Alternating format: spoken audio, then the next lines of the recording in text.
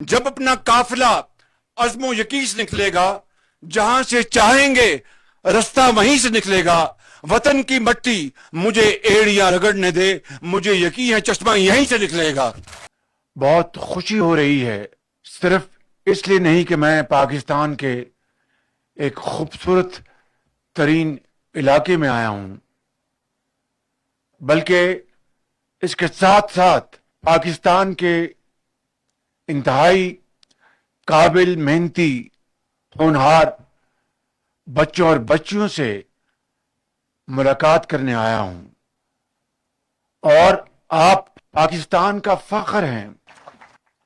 کسی کو میرٹ کو کمپرومائز کرنے کی اجازت نہیں دی۔ میں یہاں پر خود نمائی کے لیے نہیں آیا، صرف یہ بتانے آیا ہوں کہ آج یہ بچے، ان کو میرٹ نے منتخب کیا، ان کو کسی پارٹی نے منتخب نہیں کیا، ان کو ان کی محنت نے منتخب کیا، ان کو ان کے والدین کی رزق حلال کی کمائی جو ان بچوں کے اوپر انہوں نے لگائی، ان بچوں نے اس کی پاسداری کی اور دن رات محنت کر کے اس آج عظیم رتبے کے لیے اپنے آپ کو منتخب کروایا۔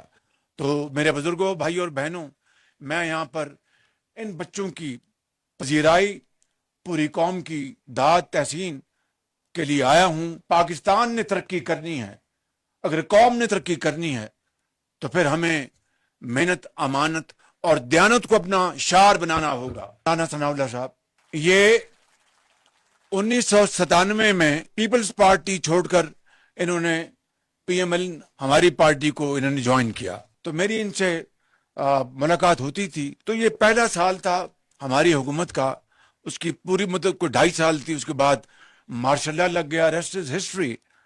تو مجھے کہنے لگے کہ یہ آپ یہ جو میرٹ کا کام شروع کیا ہے، یہ عوام کو سمجھ میں نہیں آ رہا۔ اگر ران صاحب کہیں میں نے، اب یہ بات 35 سال 30 سال پرانی ہے، تو اگر کہیں غلطی ہو تو مجھے تصحیح کر دیجیے گا۔ میں نے کہا کیوں؟ کہتے ہیں فیصلہ آباد میں، دیہاتوں میں، کہتے ہیں یہ کتوں کا وزیر اعلیٰ آ گئے، میرٹ کیوں ہوتا ہے؟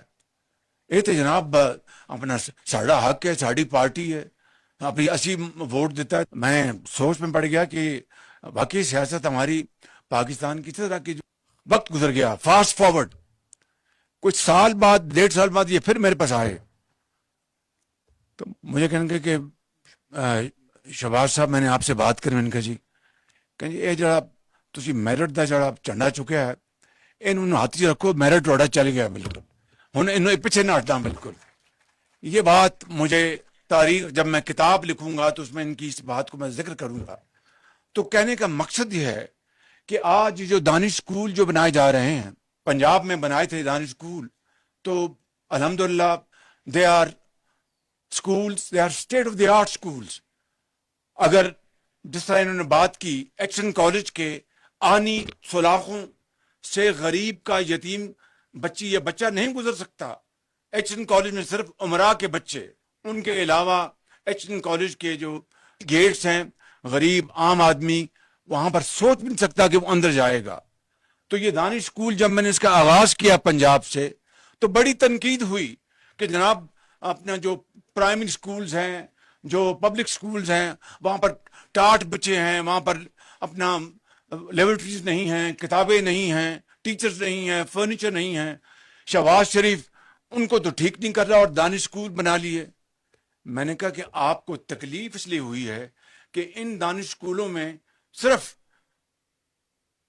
انتہائی ذہین بچے اور بچیاں، جن کی فائنینشیل بیک گراؤنڈ انتہائی ناقص ہے، اس کے باوجود کہ ان کے والدین رزق حلال کی تلاش کے لیے دوڑ نکلتے ہیں، لیکن اس کے باوجود بھی وہ شام کو جب گھر آتے ہیں تو بڑی مشکل سے ان کو فیصلہ کرنا ہوتا ہے کہ جو میں نے آج کی کمائی کی ہے، اس میں غریب بیمار بچی کی دوائی لاؤں، یا بچے کے لیے کتاب لاؤں، یا کھانا لاؤں، یا دودھ لاؤں۔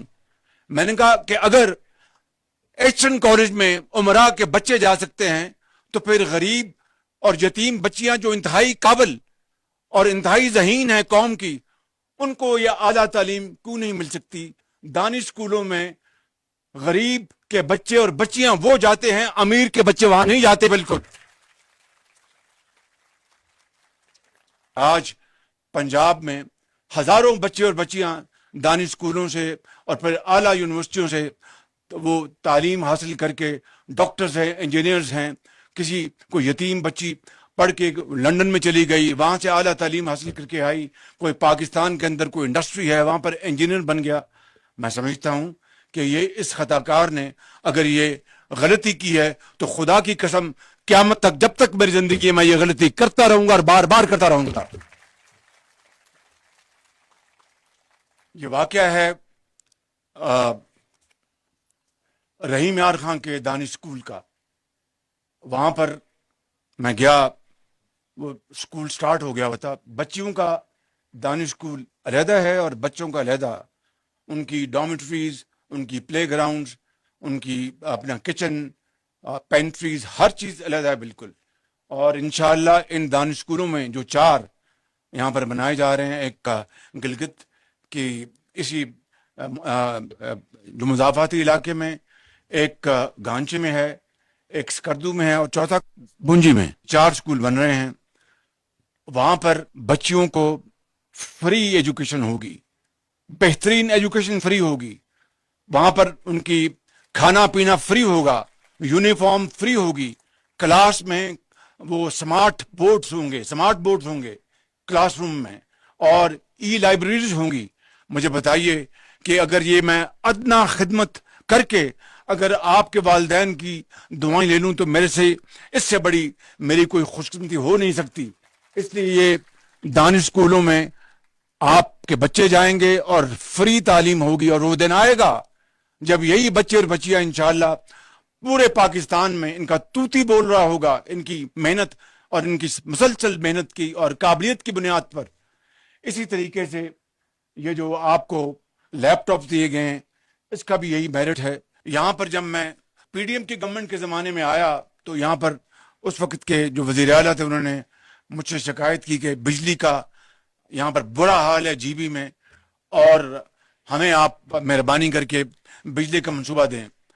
جب ہماری یہ گورنمنٹ آئی تو میں نے سردار اویس لغاری خان صاحب جو بیٹھے ہیں سامنے، ان کو گزارش کی کہ فل فور 100 میگا واٹ کا یہاں پر بجلی کے سولر پینلز کا بجلی کا انتظام کیا، شمسی توانائی کا انتظام کیا جائے.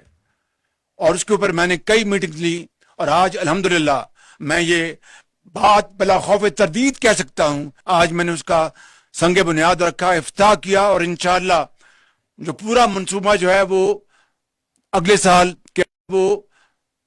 سال کے آخر میں مکمل ہوگا. لیکن ان سٹیجز آپ کو یہ بجلی شمسی توانائی ملنی شروع ہو جائے گی. مگر میں نے ان سے آج یہ کہا ہے کہ مہربانی کر کے آپ 27 کا آخری جو کوارٹر اس میں نہیں، آپ 27 کے مڈل میں یہ 100 میگا واٹ کا منصوبہ پورے گلگت بلتستان میں آپ مکمل کریں، تاکہ یہاں کے لاکھوں لوگوں کو وہاں پر ان کو روشنی مل سکے، بجلی مل سکے، سردی سے بچ سکے. اور اسی طریقے سے یہ جو سولر پینلز ہیں، اس کی تاریخ یہ ہے، میں آپ کو بتانا چاہتا ہوں کہ کراچی میں سولر پینلز آئے اور وہ بالکل وہ ایک فراڈ کیس تھا.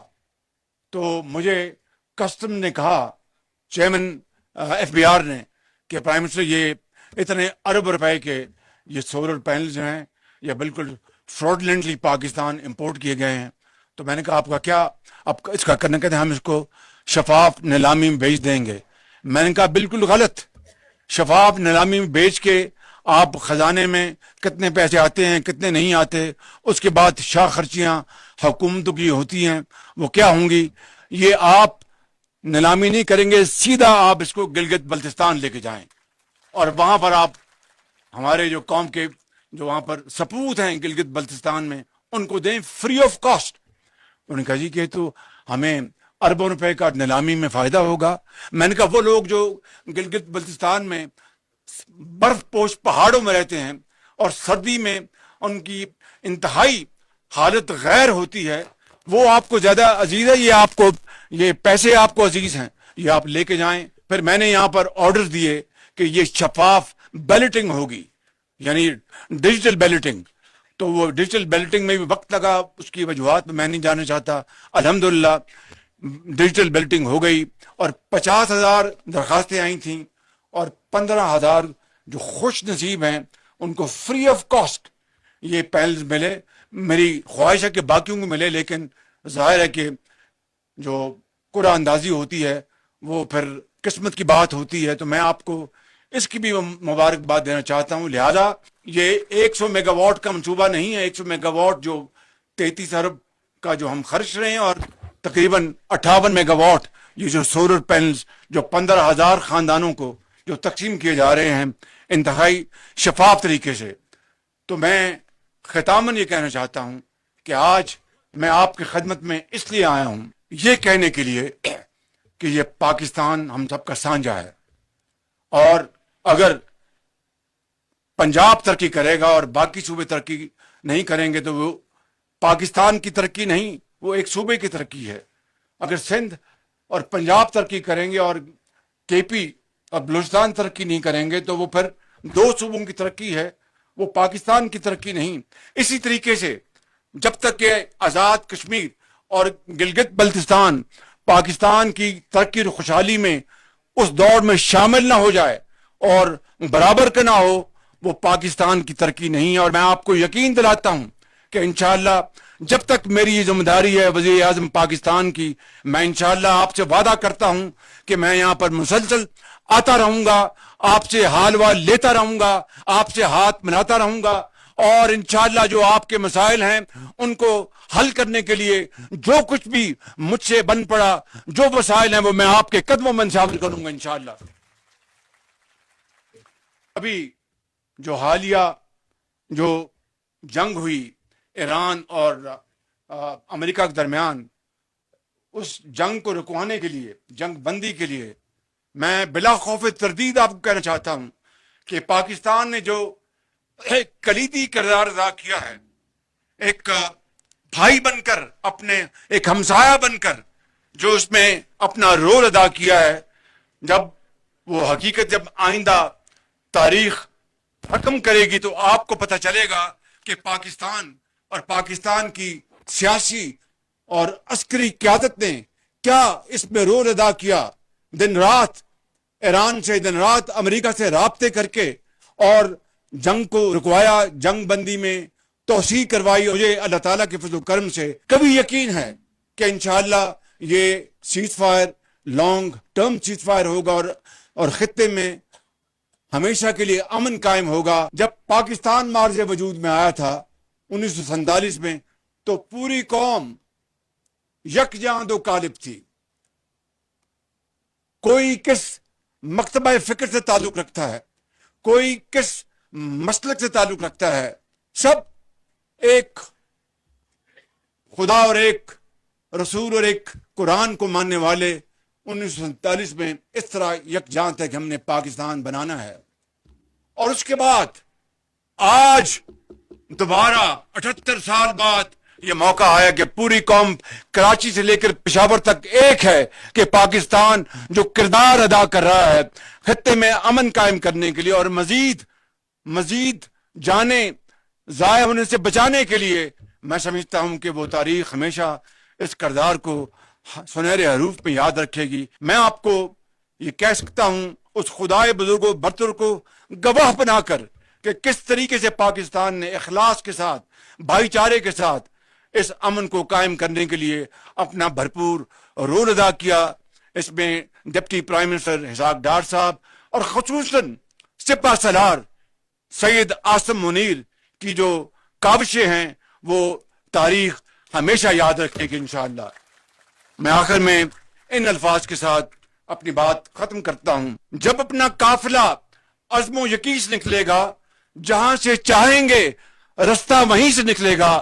وطن کی مٹی مجھے ایڑیاں رگڑنے دے، مجھے یقین ہے چشمہ یہیں سے نکلے گا. پاکستان